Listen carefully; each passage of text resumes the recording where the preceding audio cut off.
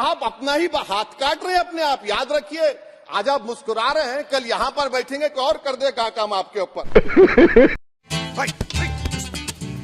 और दोस्तों, हो रहा है गरीबों का कल्याण। साहब जी करते रहते हैं हमेशा गरीबों का ही उद्धार। क्योंकि दोस्तों बढ़ गई महंगाई, बढ़ गए सिलेंडर के दाम और जनता को चूसते हुए आ रहे हैं साहब जी जैसे पका हुआ आम। अब की बार किसकी सरकार देखना चाहोगे? बीजेपी की। बीजेपी की? हाँ। बीजेपी पे बहुत विश्वास है। बहुत विश्वास है जी। आप क्या कहोगे? प्रधानमंत्री आएगा मोदी जी। हरियाणा में कौन आएगा? हरियाणा में भी इसी सरकार आओगी, कांग्रेस तो आंधी नहीं है। ताऊ राम राम। राम राम जी, राम राम। ताऊ कितना खुश हो सरकार के कामों से? कितना इस खुश हो? सरकार के हम तो उसका खुशी का उड़े नहीं। ऐसा क्यों? ऐसा क्या कुछ करा? ऐसा क्यों? देख, गरीब का बच्चा पढ़ा लिखा बच्चा गाला में रुंदा हंडिया करता है, पैसे वाले का लाग जाएगा नौकरी, गरीब सबका बराबर लागे, पढ़ा लिखा बच्चा सबका लागे। वहाँ रोवे हैं जिसका बच्चा नहीं लगते, क्यों फटे त्योहार लेकिन कुछ युवाएं तो सड़कों पर भटकते नजर आ रहे हैं नौकरियों के लिए, उनका क्या? खूब लागे नौकरी, जटा के लागे, पढ़ा लिखा बच्चा रुकता नहीं। भाई साहब कुछ ज्यादा नहीं हो गया ये? मतलब कुछ भी एक भी नहीं रुकता, मतलब बच्चा किसका रुक रहा है और कोई रिश्वत नहीं। हाँ, हरियाणा में अब किसकी सरकार आनी चाहिए? सरकार बीजेपी की। बीजेपी की आनी चाहिए। हाँ, पक्का विश्वास है। पक्का जमल लो वर्गा और जमल बनावाएंगे। सरकार तो आवेगी मोदी की। हरियाणा में भी? हरियाणा में भी। अच्छा, आपका क्या कहना है? आप कितना खुश हैं? हम बहुत खुश है जी। ऐसा इतने खुश क्यों हैं? क्या कुछ करा सरकार ने? सरकार ने बहुत कुछ कर रखा है, तो मनमोहन लाल खट्टर जी आएंगे जरूर। अरे मैं तैयार हूं मरने के लिए। तुम मारोगे क्या? बोलो, कहाँ मारोगे बताओ। अरे तुम कहाँ मारोगे? तुम्हारी गोलियां खत्म हो जाएंगी, मैं जिंदा रहूंगा। अरे तुम्हारी गोली डरने वाला बैठो तुम। अरे चौपन देखे बैठो तुम। हाँ, तुम गोली मार सकते, सस्पेंड नहीं कर सकते और कुछ नहीं कर सकते। आप चेक रिपब्लिक में निखिल गुप्ता बैठा है, लेके आओ ना उसको। कुलभूषण यादव पाकिस्तान में बैठा है, लेके आओ ना। कतर में हमारे फौजी बैठे, लेके आओ ना उनको। अरे कहाँ तुम्हारी देशभक्ति है? अरे निखिल गुप्ता को लाओ, इस कानून में इस्तेमाल करो, मगर वो नहीं बोलेंगे। मैं कई मर्तबा जेल में गया हूं, ससुराल में इतना नहीं गया जितना जेल को जाने का मुझे मौका मिला, चाहे कांग्रेस। अरे आप अपना ही हाथ काट रहे हैं अपने आप। याद रखिए, आज आप मुस्कुरा रहे हैं, कल यहाँ पर बैठेंगे कोई और कर देगा काम आपके ऊपर। सर, रेप क्या? रेप सिर्फ महिलाओं का होता है, मर्दों का रेप नहीं होता क्या? याद रखिए, जिंदगियां बर्बाद करने का काम आप कर रहे हैं और सबसे बड़ा इसका नुकसान होगा। यूएपीए से ज्यादा मैं 90 दिन जेल में रहूंगा। और कौन रहेगा जेल में? मुसलमान रहेगा, दलित रहेगा, आदिवासी रहेगा, और बेल उसको नहीं मिलेगी। पुलिस इतनी खातिर तवाजो करती है कि तलवों से लेकर जिस्म तक पूरे निशानात उसके जिस्म पर रहते। चौधरी चरण सिंह जी किसानों के मसीहा, हर समय किसानों के लिए सोचते थे। रामकुमार गौतम जी बता रहे थे कि वो कांग्रेस में गए, लेकिन किसानों को कांग्रेस ने हमेशा कमजोर करके रखा, इनको कभी आगे बढ़ने नहीं दिया। चौधरी चरण सिंह जी आखिर देश की आजादी 1947 के बाद 20 साल लगातार कांग्रेस की सरकार रही। 1967 में उन्होंने कांग्रेस को छोड़ दिया और नई पार्टी जाके बनाई, केवल किसानों के लिए। किसान की आय बढ़ेगी तो कैसे बढ़ेगी? जैसा अभी बात आई कि मिलकर के खेती करने का स्वभाव बनाए, फसलों को हम इस ढंग से आगे बढ़ाएं कि हमारी कैश क्रॉप्स, हमको अच्छी आमदन की कैसे फसलें मिले, इसके लिए बहुत से प्रयोग अभी सरकारों द्वारा किए जा रहे हैं।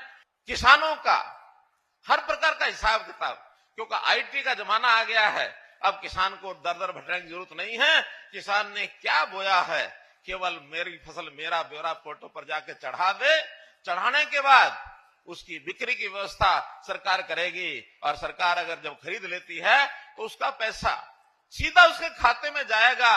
अब हमने नए सिस्टम में क्या, खाद यानी हमारा जो यूरिया है, यूरिया का छिड़काव, आज हमारे जेपी दलाल जी ने यत्न करके ये कहा कि ड्रोन उड़ाओ और ड्रोन से और हम जो नैनो यूरिया वहां छिड़केंगे, ये छिड़कने का काम बहुत ज्यादा तो नहीं, लेकिन एक 15% किसान करने लग गए हैं इसको। और प्रधानमंत्री जी ने कहा कि ये काम तो खेतों में जो हमारी बहनें कम करने ली जाती है ना, आसानी से उनको थोड़ा सिखा दोगे तो आज तो बच्चे भी उसका कंट्रोल हाथ में रख करके बटन और ड्रोन को चला लेती हैं, हमारी बहनें भी चलाएंगी। 2024 लोकसभा चुनाव है और 2024 लोकसभा चुनाव में आप इसको कहां देख रहे हैं? मैं तू देख लेना, इतने बड़े तरीके से बीजेपी आ जाएगी। अब कौन सी आती है, क्या आते है, ये इसे नहीं, लेकिन वो बीजेपी कोई तुम्हारे पास विकल्प है नहीं और इतना बेहतरीन काम हो रहा है कि 350 पौने 400 तक जाएंगे। देखिए, ये जो सत्र समाप्त हुआ है जी, एक दृष्टि से बहुत ऐतिहासिक था। आपको पता है इसमें इंडियन पेनल कोड अब चेंज होकर भारतीय न्याय संहिता हो गया है। ये अंग्रेजों के जमाने के जो एविडेंस एक्ट था, पेनल कोड था, क्रिमिनल प्रोसीजर एक्ट था 1860, 1872, वो सब समाप्त हो गया। ये नए भारत का नया स्वरूप है। आपको पता है इसमें क्या महत्वपूर्ण बात थी? अभी भी स्वतंत्रता के 75 वर्ष बाद भी 450 से अधिक जगहों के ऊपर her majesty, privy council, London gazetteer, इन सबके रेफरेंसेस लिखे हुए थे। और आप सोचिए कि जिन कानूनों के तहत महात्मा गांधी को, लोकमान्य तिलक को, वीर सावरकर को जेल में डाला गया था, वो राजद्रोह के कानून एज इट इज वो धाराओं के तहत कोट किए जाते थे। ये भारत के लिए कितना बड़ा अपमान था। आज एक नया भारत नए स्वरूप में मोदी जी के नेतृत्व में आ रहा है, तो उस तरीके से ये पुरानी बात, नए भारत में विपक्ष के लिए जगह नहीं है क्या? नहीं, मैं उसी पे आ रहा हूं। 100 से ज्यादा सांसद निलंबित बीती लोकसभा के अंदर, राज्यसभा के अंदर, मैं उसी बिंदु पे आ रहा हूं। बीते सेशन में बताइए, या मौका था विपक्ष के पास इस ऐतिहासिक मौके का साक्षी बनने का, मगर कहा गया है सकल पदार्थ हैं जगमाही, कर्महीन नर पावत नहीं। अब उसके लिए कोई क्या कर सकता है कि उन्होंने अपने ऐसे कर्म किए कि जिसकी वजह से उनके लिए वो प्राप्ति असंभव जी हो। जी, इसीलिए मैं कहना चाहता हूं 24 में एक तरफ निखरता भारत, उभरता भारत, चढ़ता भारत मोदी जी के नेतृत्व में, और एक तरफ फंसता भारत, खटकता भारत। अभी मजा आएगा ना।